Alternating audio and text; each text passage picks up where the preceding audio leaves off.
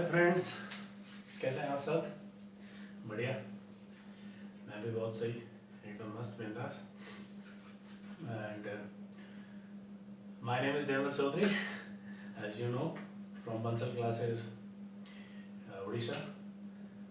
And आज का जो गुरु मंत्र है, मैं आप सभी को बता दूं कि अभी यूट्यूब पे ज़्यादा टाइम ना बिताएं। बहुत ज़्यादा गंदगी भर रही है यूट्यूब पे।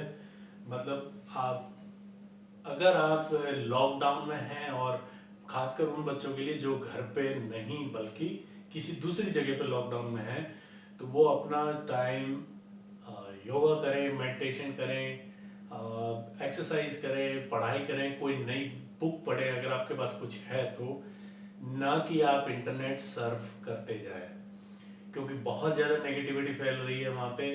So please avoid social media and keep social distance from social media and social, दोनों जरूरी है अभी के लिए। तो आप अगर YouTube पे सर्फ करते भी हैं तो फिजिक्स से रिलेटेड चीज़ें या फिर अपने टॉपिक से रिलेटेड कुछ चीज़ें सर्च करें। आप ऐसी कोई भी चीज़ सर्च ना करें जिसका एल्गोरिथम बनता हो, वो भी बैड करेक्टर के लिए। जैसे मान लो आपने कोई भी न्यूज़, ऐसी कोई फर्जी न्यूज़ आपने सर्व कर ली, या फिर कोई फर्जी न्यूज़ चैनल आपने सब्सक्राइब कर लिया, तो उसके जो भी भाई बहन है ना, सब आपके सामने आते जाएंगे, आप देखते जाना, पूरे दिन भर का निकल जाएगा, दिमाग का पूरा दही बन जाएगा। क्लियर है? तो इससे हमको बचना है, बिल्कुल कह रहा हूँ, इससे हमको बचना है। ठीक है? और अभी हम अपना सेशन शुरू कर रहे हैं। एक मिनट में चेक कर लूँ।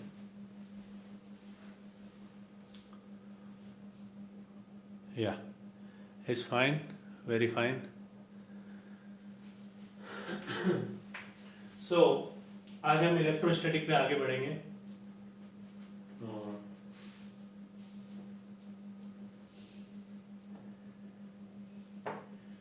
इलेक्ट्रोस्टैटिक में हमने कूलम्ब्स लॉ पढ़ लिया था, कूलम्ब्स लॉ क्या था। आज उसकी वेक्टर फॉर्म के बारे में चर्चा करते हैं। वैसे वेक्टर फॉर्म आपने पढ़ रखा है, फिर भी देख लेते हैं अपन। तो vector form of Coulomb's law,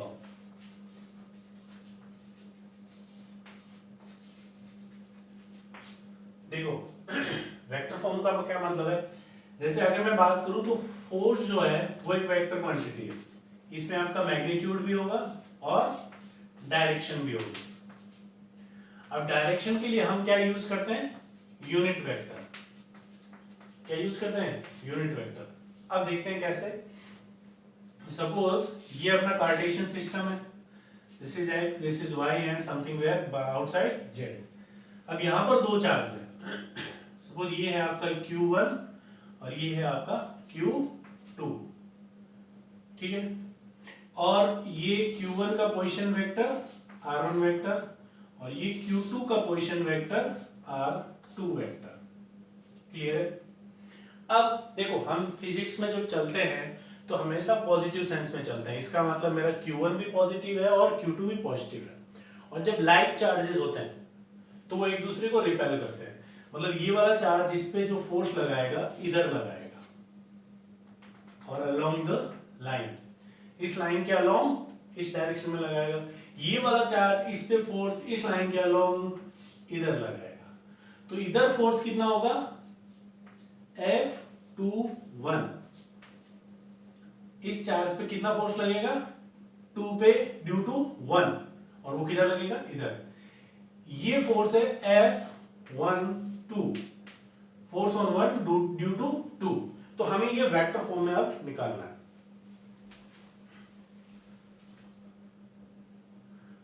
wow. तो सपोज ये इनके बीच की डिस्टेंस है R। अब मैग्नीट्यूड अगर मैं देखूं तो यहां पर हमने बात की थी, कूलम्ब ने कहा था कि F21 और F12 का मैग्नीट्यूड सेम रहता है। कहा था।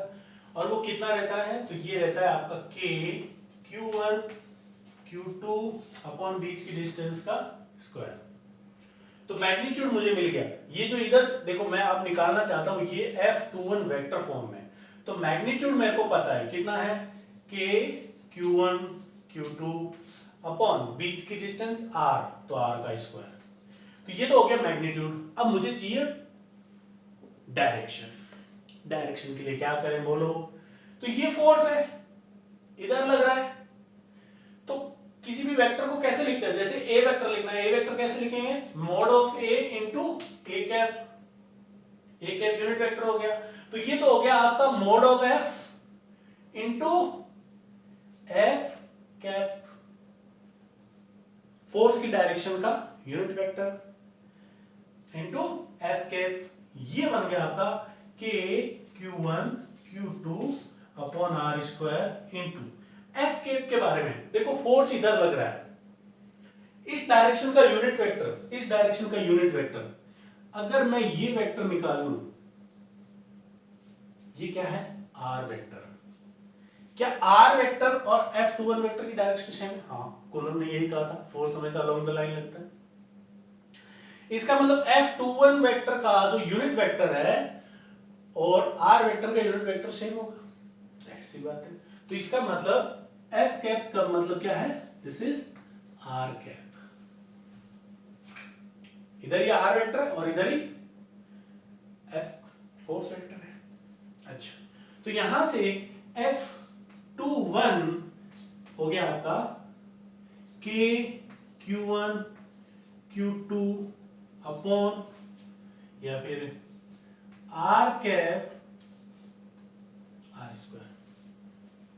ठीक है, तो अब देखो वेक्टर की फॉर्म आनी शुरू हो गई है, यूनिट वेक्टर आ गया उधर। अब अगर मैं थोड़ा ध्यान से देखूं तो आर कैप क्या है? इस आर कैप को मैं क्या लिख सकता हूं? आर कैप को लिख सकता हूं मैं r vector upon mod r, और ये रहा यहां पर आर स्क्वायर। आर स्क्वायर क्या होता है? तो आर स्क्वायर भाई कुछ नहीं होता, आर स्क्वायर यही होता है मॉड ऑफ आर का स्क्वायर, मतलब मैग्नीट्यूड का स्क्वायर। आर डॉट आर करोगे तो वो आर स्क्वायर हो जाएगा, एक ही बात है। तो ये चीज क्या बन गई? तो अब बन गया हमारा F21 वेक्टर बराबर K Q1 Q2 R vector upon mod of R का क्यूब। तो ये है वेक्टर फॉर्म में Coulomb's law, K Q1 Q2 R vector upon mod R का क्यूब। याद रखें इस चीज को, ठीक है? आप स्क्रीन पॉज करें, नोट करें, मैं थोड़ा बहुत रफ करता हूं उधर से।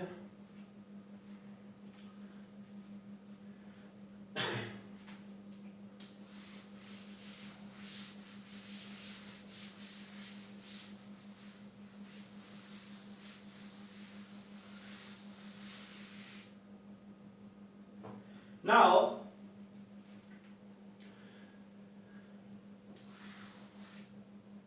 अब मेरे को मिल गया F21 वेक्टर। F21 वेक्टर कितना मिला? K Q1 Q2 into R vector upon mod R का क्यूब। देखो मॉड कर दोगे तो उसके बाद वेक्टर का कोई मतलब नहीं रह जाता। ठीक है, अब बताओ मेरे को यहां पर R वेक्टर क्या है? तो अगर मैं यहां से देखें तो R1 vector plus R vector equals to R2 vector, R1 vector plus R vector equals to R2 vector. तो R वेक्टर क्या हुआ? R2 vector minus R1 vector. Put कर दो इधर। What is F21? What is F21? Equals to K Q1 Q2 R vector is R2 vector minus R1 vector upon mod of R2 vector minus R1 vector, और उसका भी Q. तो ये आता है फाइनल फॉर्मूला। अगर आपको F21 निकालना है, this is F21, F21, 21, 21, 21, clear. अब अगर मैं F12 निकालना चाहूं तो याद करो क्या कहा था कूलम ने कि F21 बराबर माइनस F12। देखो फोर्स का मैग्नीट्यूड सेम रहता है, बस अपोजिट रहते हैं, तो नेगेटिव लगा दो आगे। तो F12 अगर मुझे निकालना हो तो क्या हो जाएगा, वो इसका नेगेटिव, नेगेटिव करेंगे तो क्या होगा, K Q1 Q2 R1 minus R2 हो जाएगा ये, upon mod of R1 minus R2 का क्यूब। ये मॉड नहीं है, ब्रैकेट है। तो देखो 1 2 होगा तो यहां 1 2 आ जाएगा, 2 1 होगा तो वहां 2 1 आ जाएगा, क्लियर है। तो ये है वेक्टर फॉर्म में। अब यहां पर एक इंपॉर्टेंट चीज है जो आप नोट कर लें। क्या है इंपॉर्टेंट यहां पे,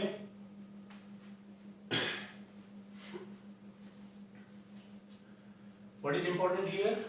देखो कुछ नहीं किया, मैग्नीट्यूड मुझे पता था, बस यूनिट वेक्टर मैंने निकाला और मल्टीप्लाई कर दिया। यूनिट वेक्टर फोर्स की डायरेक्शन में आर कैप होगा क्योंकि ये आर वेक्टर है। What is K here, K equals to 1 upon 4 pi epsilon naught, किसमें, वैक्यूम में। दूसरी बात, यहां पर आपको Q1 एंड Q2 जब आप वेक्टर फॉर्म में लिखेंगे तो विद साइन यूज करेंगे। कैसे यूज करेंगे, विद साइन, ध्यान रखना इस चीज को। जब वेक्टर फॉर्म में यूज करेंगे तो विद साइन यूज करेंगे Q1 एंड Q2 को, क्लियर है। नोट करें, एक क्वेश्चन करते हैं। अभी हम सब कुछ वैक्यूम में कर रहे हैं, बिल्कुल बीच में मीडियम नहीं ले रहे हैं, इसलिए वैक्यूम में k की वैल्यू क्या होती है, 1/4 पाई एप्सिलॉन नॉट, या फिर 9 इंटू 10 टू द पावर 9। बहुत आसान है इलेक्ट्रोस्टैटिक, बस मजे से पढ़ते जाओ।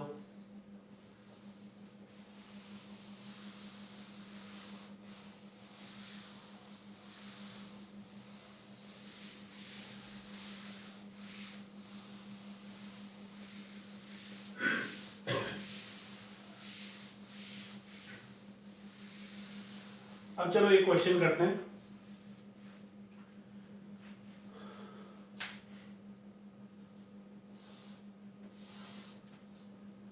सपोज एक चार्ज है यहाँ पे ओरिजिन पे, कितना है, 2 माइक्रोकूलम।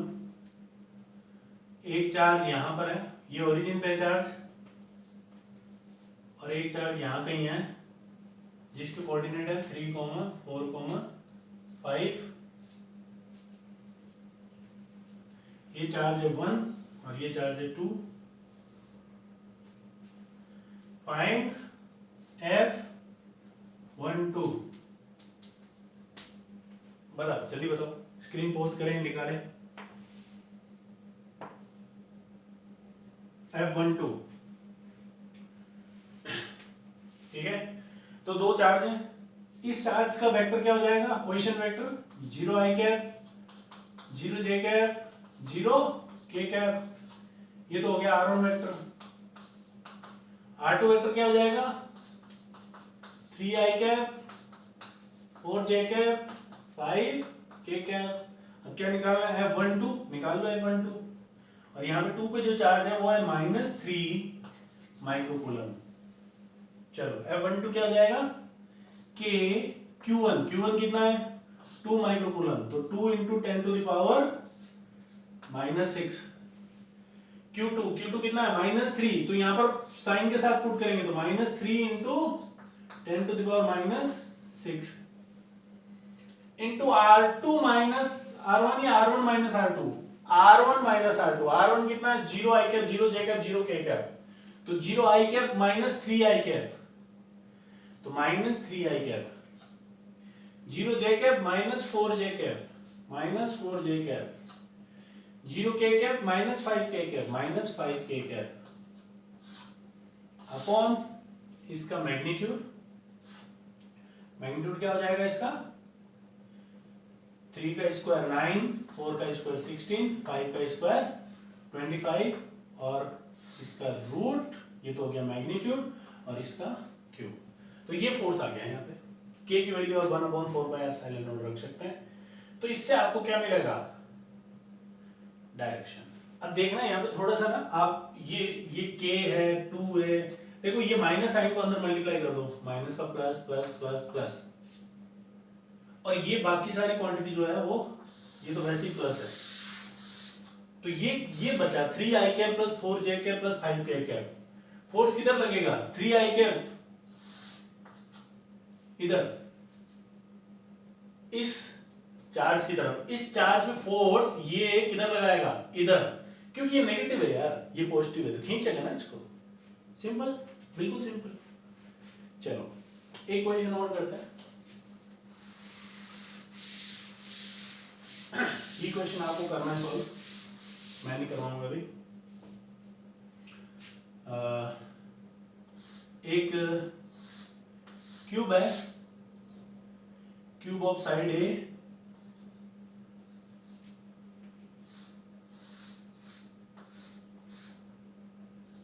सारी साइड ए है, क्यूब ऑफ साइड ए,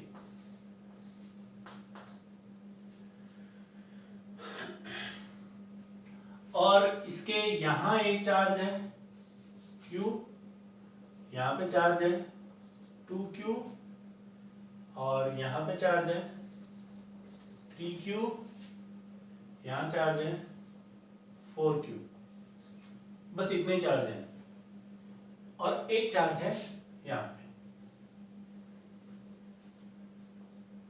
चौक गीली हो चुकी है, this is 5Q।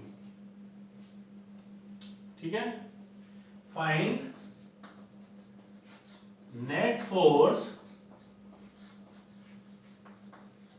On 5Q, net force on 5Q।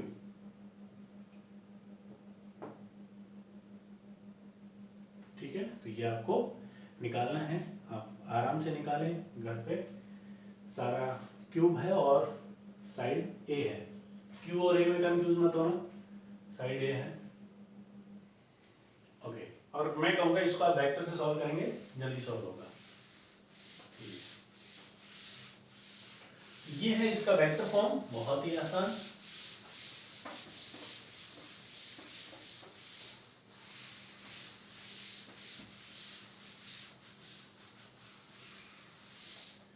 ठीक है,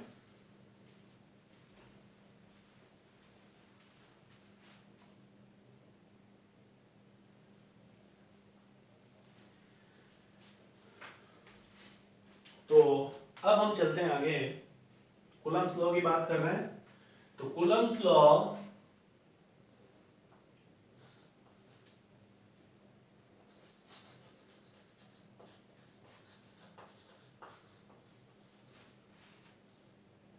इन ए मीडियम, मीडियम में कूलम्स लॉ कैसे काम करेगा, तो सुनना ध्यान से। जैसे मान लो कि ये एक चार्ज है Q1, ये दूसरा चार्ज है Q2, बीच का सेपरेशन R। तो अगर ये वैक्यूम में होंगे तो फोर्स लगेगा K Q1 Q2 upon R square, और K कितना होगा 1/4πε0। लेकिन मान लो इसको हमने पानी में डाल दिया, एक मीडियम में डाल दिया, अभी हमने इसको एक मीडियम में डाल दिया, तो क्या होगा, अभी Q1 इस Q2 पे इधर फोर्स लगा रहा था F21, अब मीडियम में डालने के बाद क्या होगा कि Q1 के पास कुछ चार्ज इंड्यूस होंगे, क्या होंगे, कुछ चार्ज इंड्यूस होंगे। जैसे वाटर का स्ट्रक्चर कुछ ऐसा होता है, यहाँ पे नेगेटिव चार्ज होता है, तो ये पॉजिटिव चार्ज, हम पॉजिटिव लेके चलते हैं हमेशा, तो ये पॉजिटिव इस नेगेटिव को क्या करेगा, अपनी ओर अट्रैक्ट करेगा। तो यहां पर कुछ नेगेटिव चार्ज इंड्यूस होगा। क्लियर? अब Q2 पे ये Q1 कितना फोर्स लगाएगा, F21। लेकिन अब ये जो नेगेटिव चार्ज यहां इंड्यूस हुआ है, ये इसको अब अट्रैक्ट भी करेगा इधर, और वो कुछ फोर्स होगा, मतलब कुछ भी हो सकता है, मुझे नहीं पता कितना होगा। अच्छा, तो अब यहां पर मीडियम में जब चार्ज को डालेंगे तो क्या क्या होगा, हम इसको दो पार्ट में देखते हैं। पहला देखो, इस पे जेई ने एक बार क्वेश्चन भी पूछा है। अगर मैं पहली चीज पे बात करूं तो फोर्स ऑन 2 ड्यू टू 1, इस पे क्या फर्क पड़ेगा, मतलब 2 पे जो 1 की वजह से फोर्स लग रहा था, जो वैक्यूम में लग रहा था, उस पे क्या फर्क पड़ेगा, और F नेट ऑन Q2 इस पे क्या फर्क पड़ेगा। ध्यान से सुनना, यहां पर बात काफी इंपॉर्टेंट है। ये मीडियम में डालने के बाद F21 मतलब 2 पर 1 की वजह से लगने वाला फोर्स, जिसमें ये वाले काउंटेबल नहीं है, और 2 पे नेट फोर्स, इन दोनों को अलग अलग देखते हैं। तो पहले इसकी बात करते हैं।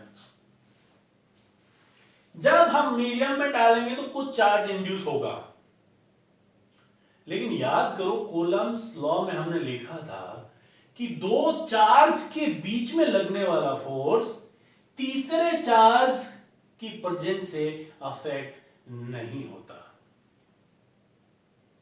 दो चार्ज के बीच में लगने वाला फोर्स तीसरे चार्ज की प्रेजेंस से अफेक्ट नहीं होता। तो ये तीसरा चार्ज भले ही इंड्यूस हो जाए, उससे कोई फर्क नहीं पड़ेगा। किस पे फर्क नहीं पड़ेगा, 2 पर 1 की वजह से लगने वाले फोर्स का, और या फिर 1 पर 2 की वजह से लगने वाला फोर्स, इनमें कोई चेंज नहीं आएगा। और ये कितना रहेगा, तो ये उतना ही रहेगा 1/4 pi epsilon not Q1 Q2 upon R square. तो फर्क किस पे पड़ेगा मीडियम में डालने पे, नेट फोर्स पे। अब देखो यहां पर F21 इधर लग रहा है, कुछ ये इंड्यूस चार्ज इधर अट्रैक्ट कर रहे हैं, तो नेट फोर्स कुछ कम हो जाएगा, नेट फोर्स कुछ कम हो जाएगा। और कितना हो जाएगा नेट फोर्स, तो अब F नेट ऑन 2 या फिर Q2 इक्वल्स टू, अब हमने मीडियम में डाल दिया है, तो वो कितना हो जाएगा, वो हो जाएगा आपका 1/4 pi epsilon naught into epsilon R, और ये Q1 Q2 upon R square. मैंने कहा था कि नेट फोर्स अब F21 से कम हो जाएगा, क्योंकि ये भी लग रहा है इधर, तो ये तो था आपका F21 और ये है epsilon R, epsilon R times कम हो जाएगा। दिस इज एप्सिलॉन नॉट, और नेट फोर्स मीडियम में डालने के बाद कितना हो जाएगा, ठीक है, एप्सिलॉन R टाइम्स कम हो जाएगा। What is epsilon R? This is pure constant and known as relative permittivity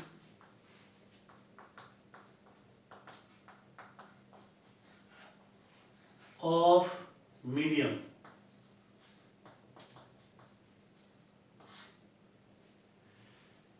Relative permittivity of medium. Clear है? और ये कैसे निकाली जाती है एप्सिलॉन R, तो ये निकाली जाती है epsilon upon epsilon not. What is epsilon, then this is absolute permittivity, नाम है, नाम का क्या, ऑफ मीडियम। तो मुझे बताओ एप्सिलॉन R की यूनिट क्या होगी, तो यूनिट लेस है, पहली बात तो ये। Epsilon upon epsilon naught. तो absolute permittivity upon free space की परमिटिविटी, इनका जो रेशियो है वो कहलाती है रिलेटिव परमिटिविटी। अभी क्या होती है permittivity, don't bother about that, मुझे नहीं पता, खैर मुझे पता है। तो हमारा जो नेट फोर्स है वो एप्सिलॉन आर टाइम्स कम हो जाएगा। इस एप्सिलॉन आर को रिलेटिव परमिटिविटी कहते हैं। कैसे निकल जाती है, एप्सिलॉन अपॉन एप्सिलॉन नॉट। तो यहां से मिल गया मुझे epsilon equals to epsilon naught into epsilon r. तो जब भी किसी मीडियम में बात करते हैं तो नेट फोर्स वो कितना हो जाता है, तो वो हो जाता है 1/4 pi epsilon Q1 Q2 upon r square. देखो ये नेट फोर्स है 2 पे 1 की वजह से, नहीं, नेट फोर्स है 2 पे बस, सब चार्ज की वजह से। ये है 2 पे 1 की वजह से, तो 2 पे 1 की वजह से उसमें कोई फर्क नहीं आएगा, लेकिन 2 पे जो नेट फोर्स है वो हो जाएगा 1/4 पाई एप्सिलॉन। और जब ये आपका मीडियम वैक्यूम हो जाएगा तो एप्सिलॉन किसके बराबर हो जाएगा, एप्सिलॉन नॉट के। तो वैक्यूम एप्सिलॉन आर की वैल्यू कितनी होती है, 1 फॉर वैक्यूम। और एयर के लिए भी लगभग 1 ही होती है। एप्सिलॉन आर की वैल्यू हमेशा ग्रेटर देन 1 होगी या 1 के बराबर होगी, ये ध्यान रखना। आई होप आपको यहां तक समझ में आ गया होगा।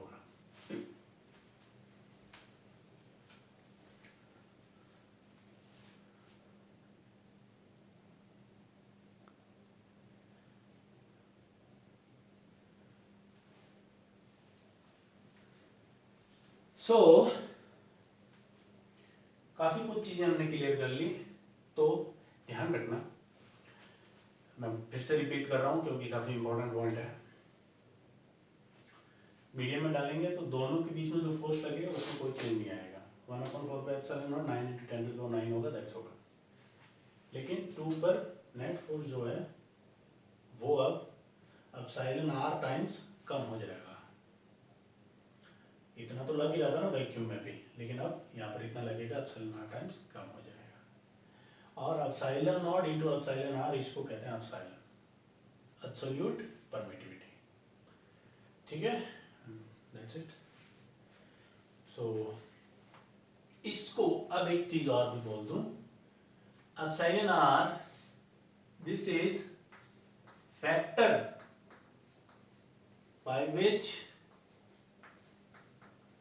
एप्सिलॉन रिलेटिव परमिटिविटी क्या है, factor by which force decreased.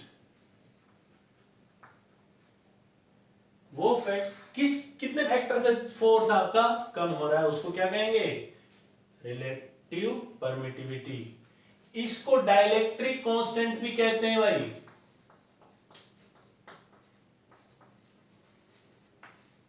क्या कहते हैं, डाइलेक्ट्रिक कांस्टेंट, ये भी कह सकते हैं। क्लियर है। तो जो नेट फोर्स लगेगा वो कितना लगेगा 2 पे, तो वो लगेगा F21 by epsilon r. This is F21 upon epsilon r. तो एप्सिलॉन आर टाइम्स कम हो जाएगा, ज्यादा कुछ सोचने लायक इसमें कुछ चीज है नहीं। खैर यहाँ तक आप नोट करें, एप्सिलॉन आर हमेशा 1 से ज्यादा होता है, और वैक्यूम के लिए इसकी वैल्यू 1 होती है, एयर के लिए लगभग 1 होती है, 1.0028 ऐसी कुछ होती है। ठीक है, ओके।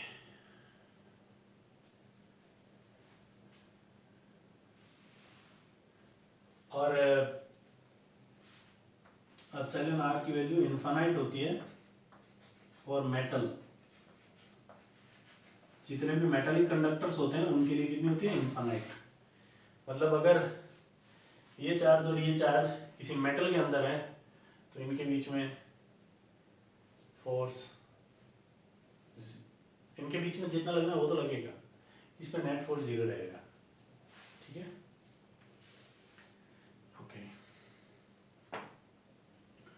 नोट करें।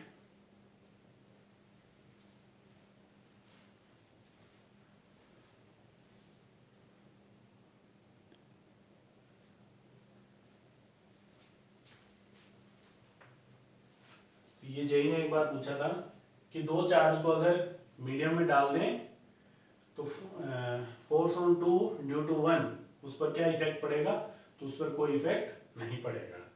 किस पे पड़ेगा? नेट फोर्स पे। ओके,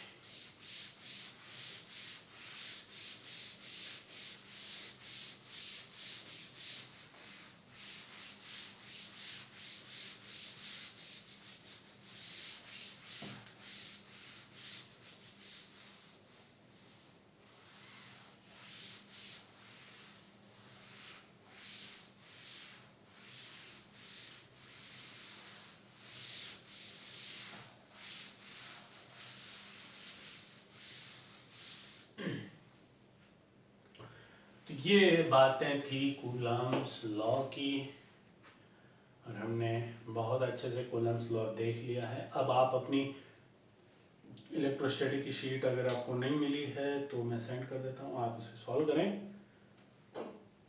बंसल की कंप्लीट शीट आप सॉल्व करें, बड़ा मज़ा आएगा उसको सॉल्व करने में। और अब हम आगे चलते हैं। इसका जो इम्पोर्टेंट सेक्शन है विच इज़ वेरी इम्पोर्टेंट, और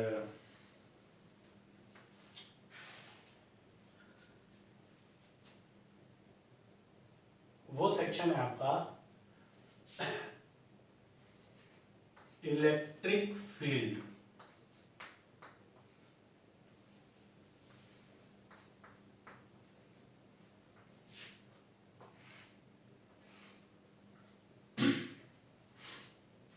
इलेक्ट्रिक फील्ड। अब हर बार क्या होता है कि हमेशा ये प्रूफ करना कि अगर कोई चार्ज है उस पर फोर्स लग रहा है, इसका मतलब कहीं ना कहीं एक दूसरा चार्ज है और कूलम्ब्स लॉ लग रहा है बीच में, उसकी वजह से फोर्स लग रहा है। अच्छा, एक क्वेश्चन मुझे याद आ रहा है। इलेक्ट्रिक फील्ड अभी हम पढ़ेंगे, उससे पहले एक क्वेश्चन करते हैं। कूलम्ब्स लॉ आपने पढ़ लिया है काफ़ी, तो मुझे एक क्वेश्चन करके बताएं कि सपोज ये एक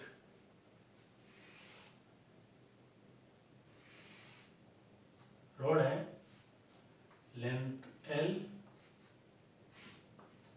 और इस पे यूनिफॉर्म चार्ज डिस्ट्रीब्यूशन है।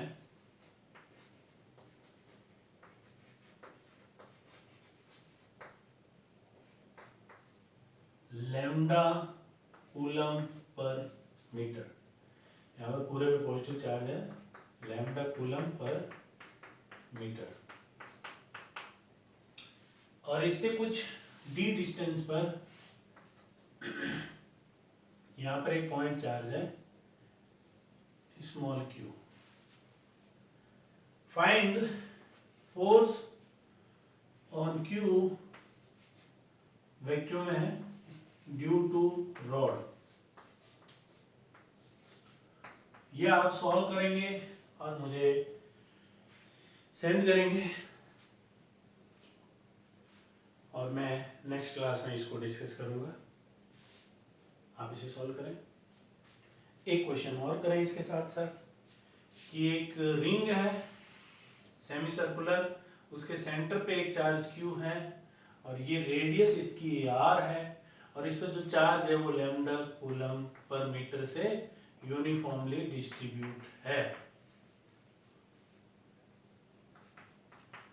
पॉजिटिव है सब चार्जेस। तो आपको अब ये x डायरेक्शन है और ये y डायरेक्शन है। नेट फोर्स ऑन Q, ये दोनों क्वेश्चन आपको करना है, और आई होप आप अच्छे से इनको करेंगे। सिंसियरली। तो अब हम आते हैं अपने, इसको स्क्रीन पॉज करें और निकालें इसका आंसर, या नोट कर लें, बाद में सॉल्व कर लेना। अब आते हैं अपन अपने इलेक्ट्रिक फील्ड पर। हाँ, तो इलेक्ट्रिक फील्ड के बारे में मैं कह रहा था कि जैसे मान लो कोई एक चार्ज पड़ा है कहीं पर और उस पर एक फोर्स लग रहा है, तो चार्ज पे फोर्स, अगर रुके हुए चार्ज पे फोर्स की बात करें तो वो सिर्फ इलेक्ट्रिक फील्ड लगा सकता है। तो इलेक्ट्रिक इसका मतलब एक दूसरा चार्ज लगा सकता है। तो हर बार ये डिडक्ट करना कि कहीं ना कहीं एक चार्ज है और हम वो पता करेंगे, तो ये बहुत ही टिपिकल टास्क हो जाता है। तो हम क्या करते हैं, एक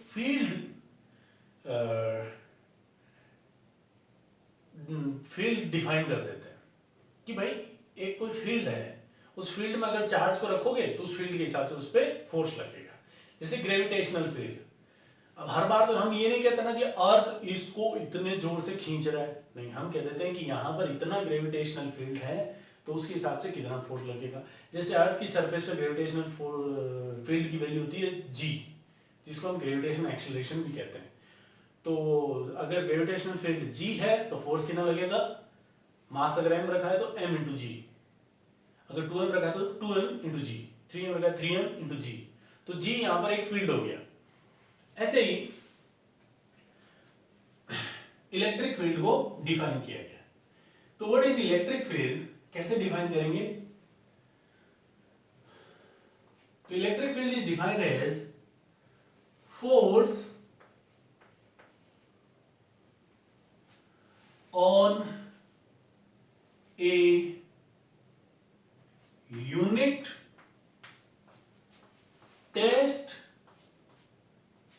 positive charge is electric field।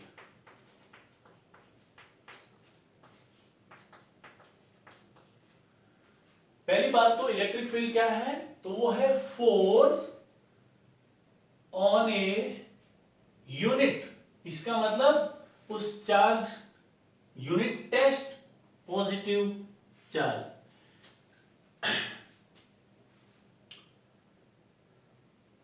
Unit test positive charge मतलब आप किसी भी जगह पे एक पॉजिटिव चार्ज रखेंगे जिसका मैग्नीट्यूड 1 कूलम होगा, और उस पे जो नेट फोर्स होगा वहां पे, वो क्या होगा, वहां पे इलेक्ट्रिक फील्ड।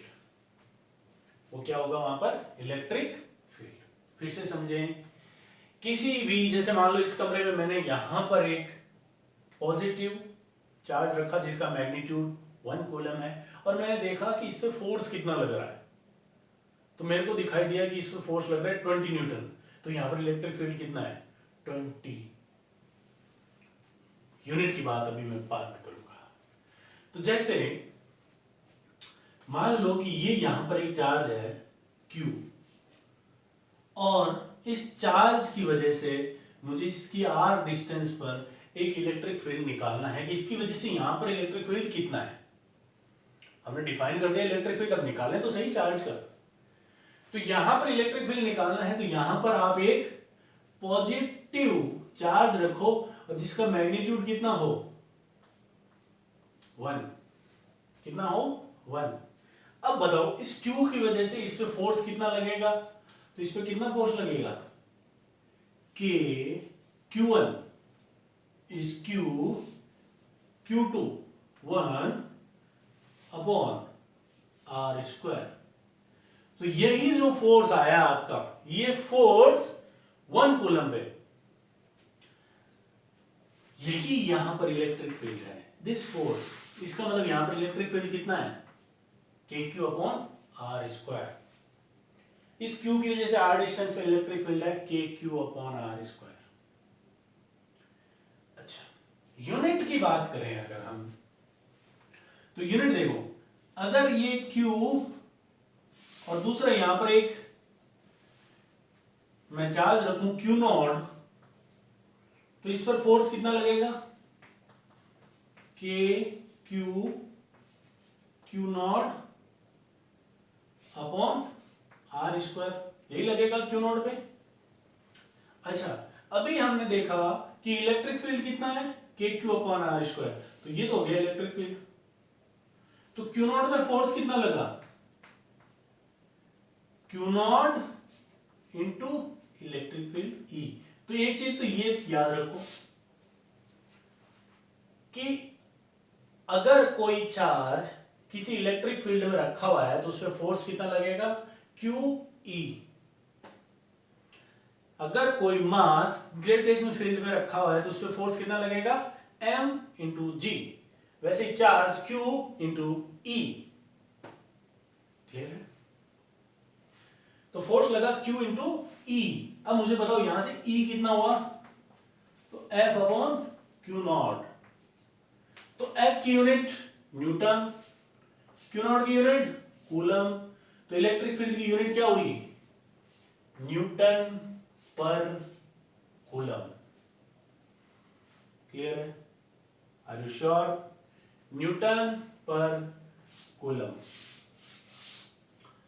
तो देखो फिर से देखते हैं, electric field is force on a unit test positive charge is electric field. तो Q की वजह से मुझे इलेक्ट्रिक फील्ड निकालना था, तो मैंने यहां पर एक पॉजिटिव यूनिट जिसका मैग्नीट्यूड 1 है चार्ज रखा और इस पे नेट फोर्स देखा। तो इस पे नेट फोर्स लगा KQ1/r²। तो this force is electric field. Now अगर मैं Q और यहां पर एक Q नॉट चार्ज रखूं तो इस पे फोर्स कितना लगेगा, तो F Q नॉट/r²। तो KQ/r² is electric field here. Here electric field, due to this we have deducted here and it is KQ/r²। तो KQ/r² इलेक्ट्रिक फील्ड है एंड Q नॉट। तो F कितना आया, Q नॉट इंटू E। तो E is F/Q not. तो इसके unit होगी Newton per coulomb. Clear है? इलेक्ट्रिक फील्ड कितना आया, पॉइंट चार्ज की वजह से KQ/r²। नोट करें, यहां पे चलते हैं हम आगे।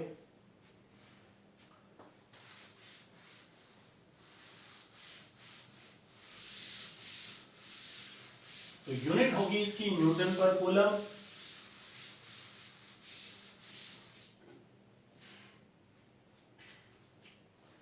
सो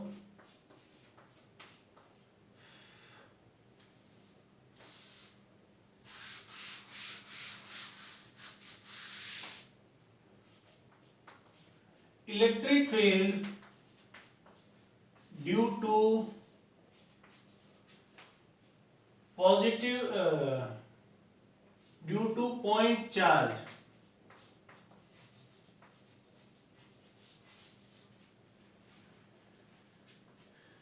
इक्वल्स टू KQ/r²।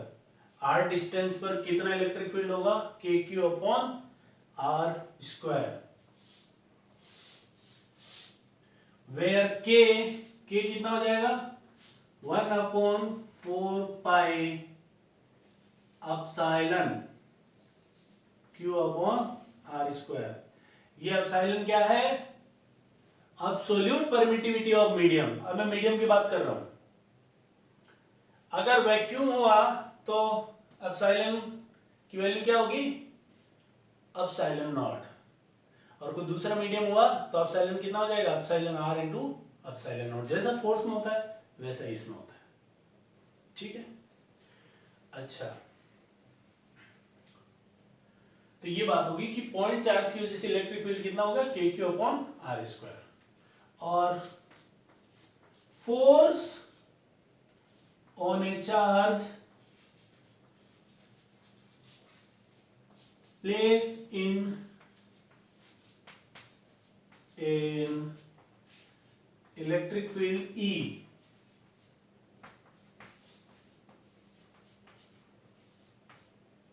कितना फोर्स लगेगा, तो लगेगा वो Q into E। Q into E। Clear है? अब फोर्स तो होता है आपका वेक्टर क्वांटिटी, तो वेक्टर फॉर्म में इसको क्या लिखेंगे, F vector equals to QE vector. अभी मैं इसका भी वेक्टर फॉर्म लिखेंगे भाई, इसका भी वेक्टर फॉर्म लिखना पड़ेगा। वो हम थोड़ा नेक्स्ट क्लास में देखेंगे, क्योंकि आज के लिए इतना बहुत है। तो फोर्स कितना लगेगा, क्यू ई वेक्टर। यहां पर भी ध्यान रखना, क्यू हमेशा कैसे पुट करोगे, विद साइन। कैसे पुट करना, क्यू विद साइन। सो अगर कोई इलेक्ट्रिक फील्ड ई ऐसा है और उसमें यहां पर कोई चार्ज क्यू रखेंगे तो उस पर फोर्स इधर लगेगा कितना, Q E vector. Next class में हम देखते हैं इलेक्ट्रिक फील्ड की डायरेक्शन और electric field lines and very much. So thank you and my humble request, social media से दूर रहें, अपने दिमाग का दही या रायता ना बनाएं। शुक्रिया, थैंक यू।